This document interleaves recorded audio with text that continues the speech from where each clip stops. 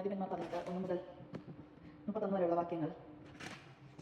Than ലായിഷ് പിടിക്കുന്നു. അക്കാലത്ത് ഇസ്രായേലിൻ രാജാവായിരുന്നു. ദാൻ ഗോത്രക്കാർ അധിവസിക്കാൻ അവകാശഭൂമി അന്വേഷിക്കുന്ന കാലമായിരുന്നു അത്. ഇസ്രായേലിന്റെ മറ്റു ഗോത്രങ്ങൾക്കിടയിൽ ഒരു സ്ഥലം അന്നുവരെ അവർക്ക് അവകാശമായി ലഭിച്ചിരുന്നില്ല. അവർ സോളയിൽ നിന്ന് എഷ്താവോലയിൽ നിന്ന് തങ്ങളുടെ ഗോത്രക്കാരനായ കഴിവുറ്റ 5 പേരെ ദേശം നോക്കുന്നതിന് അയച്ചു. അവൻ പറഞ്ഞു, പോയി ദേശം നിരീക്ഷിക്കുവിൻ. അവൻ മലനാടനായ എഫ്രാമയിൽ മിക്കയുടെ വീട്ടിലെത്തി. അവിടെ താമസിച്ചു. മിക്കയുടെ ഭവനത്തെ സമീപിച്ചപ്പോൾ അവരായ യുവ ലേവ്യന്റെ ശബ്ദം തിരിച്ചറിഞ്ഞു. അവർ അടുത്ത് ചെന്ന് ചോദിച്ചു, നിന്നെ ഇവിടെ കൊണ്ടുവന്നതാരാണ്? നീ ഇവിടെ എന്ത് ചെയ്യുന്നു? നിന്റെ തൊഴിൽ എന്താണ്? അവൻ പറഞ്ഞു, മിക്ക ഇങ്ങനെ ചെയ്തു. അവൻ എന്നെ ശമ്പളത്തിന് നടത്തിയിരിക്കുന്നു. ഞാൻ അവന്റെ പുരോഹിതനാണ്. അവർ അവനോട് അഭ്യർത്ഥിച്ചു, ഞങ്ങളുടെ യാത്രയുടെ ഉദ്ദേശം നിറവേറുമോ എന്ന് നീ ദൈവത്തോട് ആരാൻ അറിയുക. പുരോഹിതൻ പറഞ്ഞു, സമാധാനമായി പോകുവിൻ. നിങ്ങളുടെ ഈ യാത്രയിൽ കർത്താവ് നിങ്ങളെ സംരക്ഷിക്കും. 5 പേർ അവിടെ നിന്ന് പുറപ്പെട്ട് ലയാഷിലെത്തി. സീദോന്യരെ പോലെ സുരക്ഷിതരും പ്രശാന്തരും നിർഭരരുമായ അവിടുത്തെ ജനങ്ങളെ കണ്ടു. അവർക്ക് ഒന്നിനും കുറവുണ്ടായിരുന്നില്ല. അവർ സമ്പന്നരായിരുന്നു. സീദോന്യരിൽ നിന്ന് അകലെ താമസിക്കുന്ന ഇവർക്ക് ആരുമായും സമ്പർക്കമില്ലായിരുന്നു. സോളയിലും എഷ്താവോലിലുമുള്ള സഹോദരന്മാരുടെ അടുത്ത് തിരിച്ചെത്തിയപ്പോൾ അവർ ചോദിച്ചു, നിങ്ങൾ ശേഖരിച്ച വിവരങ്ങൾ എന്തെല്ലാം?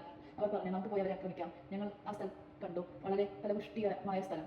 നിഷ്ക്രിയരായിരിക്കാതെ വേഗം ചെന്ന് ദേശം കൈവശമാക്കുവിൻ. നിങ്ങൾ ചെല്ലുമ്പോൾ ശങ്കയില്ലാതെ ഒരു ജനത്തെ ആയിരിക്കും കണ്ടുമുട്ടുക. വളരെ വിശാലമായ ഒന്നിനും ക്ഷാമമില്ലാത്ത പ്രദേശം ദൈവം നിങ്ങൾക്ക് തന്നിരിക്കുന്നു. ദാൻ ഗോത്രത്തിലെ ആയുധധാരികളായ 500-600 പേർ സോറയിലും എഷ്താവോലിലും നിന്ന് പുറപ്പെട്ടു. അവർ യൂദായിലെ കിരിയാത്ത് യമാറിൽ ചെന്ന് പാളയമടിച്ചു. ഇക്കാരണത്താൽ ആ സ്ഥലം മഹനേദാൻ എന്ന പേരിൽ നിന്നും അറിയപ്പെടുന്നു. അത് കിരിയാത്ത് യാകുന്നു പടിഞ്ഞാറാണ്. അവിടെ നിന്ന് അവർ എഫ്രൈം മലനാട്ടിലേക്ക് കടന്നു. മിക്കയുടെ ഭവനത്തിലെത്തി.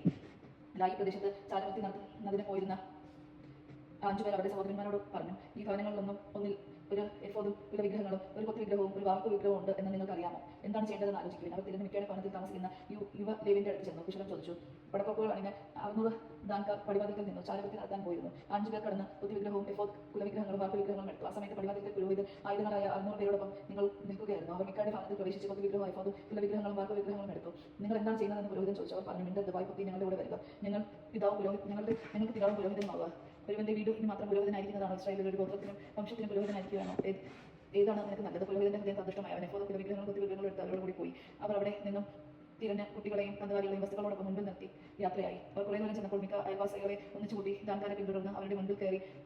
അവർ ദാൻകാരുടെ നേരെ അട്ടഹസിച്ചപ്പോൾ ദാൻകാർ തിരിഞ്ഞ മിക്കയോട് ചോദിച്ചു, ഈ ആളുകളെയും കൂട്ടി വരാൻ നിങ്ങൾക്ക് എന്ത് പറ്റി? അവൻ പറഞ്ഞു, ഞാൻ ഉണ്ടാക്കിയ ദേവന്മാരെയും നിങ്ങൾ കൈവശമാക്കി. എന്റെ പുരോഹിതനെയും കൊണ്ടുപോകുന്നു. എന്താണ് എനിക്ക് ശേഷിക്കുന്നത്?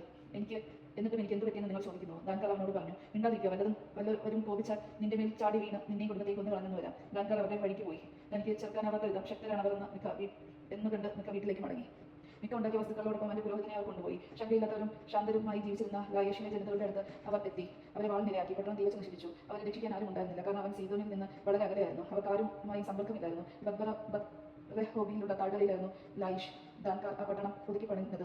അവിടെ താമസമാക്കി. ഇസ്രായേലിന്റെ മകനും തങ്ങളുടെ ഗോത്രപിതാവുമായ ദാനിന്റെ